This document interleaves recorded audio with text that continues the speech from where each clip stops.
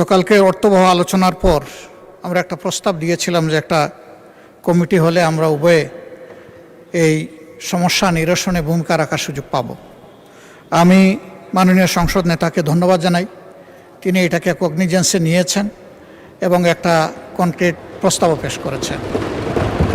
কমিটির সদস্য সংখ্যাও তিনি প্রস্তাব করেছেন এবং সরকারি দলের পক্ষ থেকে 5 জনের কথা এখানেই পরিষ্কার ঘোষণা করেছেন।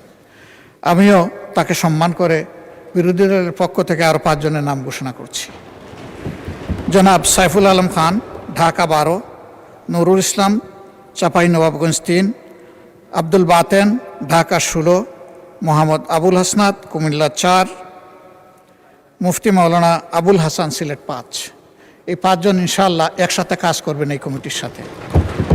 মাননীয় স্পিকার, এর সাথে আমি আমাদের খনিজ সম্পদ, বিদ্যুৎ ও জ্বালানি প্রতিমন্ত্রী যে প্রস্তাবটা এই সংসদে এনেছেন ঢাকায় লোড ম্যানেজমেন্টের ব্যাপারে, আমি বলবো যে মেহরবানি করে এটা যেন সংসদ থেকে শুরু হয়, সংসদ যেন এর বাইরে না থাকে, ওই লোড ম্যানেজমেন্টের আওতায় সংসদও যেন থাকে। এখানেও যেন যদি ঢাকার অন্য অংশে 1 ঘন্টা থাকে, এখানেও 1 ঘন্টা যেন বিদ্যুৎ না থাকে। এখান থেকে শুরু হোক, তাহলে জনগণ বুঝবে যে আমরা আসলে বাংলাদেশকে একটা ইউনিফর্ম কান্ট্রি হিসেবে বিল্ড আপ করতে চাচ্ছি। ধন্যবাদ মাননীয় স্পিকার।